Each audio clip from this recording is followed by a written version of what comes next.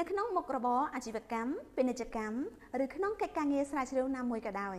មូលដ្ឋានគ្រឹះគឺពិតជាមានសារៈសំខាន់បំផុតចាជំរាបសួរនាងខ្ញុំនិរ័ត្នថ្ងៃនេះនាងខ្ញុំនឹងនាំឱកាសដ៏ពិសេសនិងពុំធ្លាប់មានកន្លងមកសម្រាប់បងប្អូនអ្នកដែលវិនិយោគឬអ្នកដែលចង់សិក្សាស្វែងយល់បន្ថែមអំពីចំណេះដឹងផ្នែកហិរញ្ញវត្ថុឲ្យកាន់តែមានភាពច្បាស់លាស់នោះពី Cafe Trading Hub នឹងមានសិក្ខាសាលាមួយស្ដីអំពីមូលដ្ឋានគ្រឹះនៃការជួញដូរហាងឆេងមាសនៅលើឧបករណ៍និស្សិនហើយកម្មវិធីនោះដែរនឹងប្រព្រឹត្តទៅនៅថ្ងៃទី15មិនិនាឆ្នាំ2025វេលាម៉ោង2រហូតដល់ម៉ោង5ល្ងាចនៅអគារពាណិជ្ជកម្មកោះពេជ្រអត្ថប្រយោជន៍ដែលបងប្អូននឹងទទួលបានរួមមាន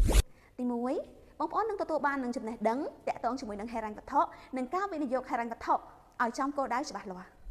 ទី2បងប្អូននឹងទទួលបានប្រាក់ចំណូលបន្ថែមពីលើមុខរបរដែលបងប្អូនកំពុងតែមានស្រាប់ទី3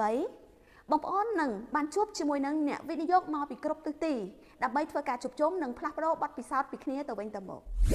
ទី4បងប្អូននឹងបានជួបជាមួយនឹងវាគ្មិនជាច្រើនរូបដែលលោកសិតសឹងតែជាបុគ្គលដែលមានចំណេះដឹងយ៉ាងច្បាស់លាស់ទាក់ទងនឹងជំនាញមួយនេះនឹងទទួលបានអត្ថប្រយោជន៍ជាច្រើនទៀតដែលបងប្អូនពុំធ្លាប់បានដឹងតម្លៃសម្បត្តិចូលរួមតម្លៃត្រឹមតែ$15តែប៉ុណ្ណោះឈប់សិនសម្រាប់5អ្នកដំបូងនឹងទទួលបានការចុះឈ្មោះចូលរៀនដែលឥតគិតថ្លៃខលមកឥឡូវនេះដើម្បីឲ្យក្រុមការងារតាក់ទងកក់សម្បត្តិជូនឬឆាតចូល page និង channel Telegram ដែលមាននៅលើ caption ខាងលើ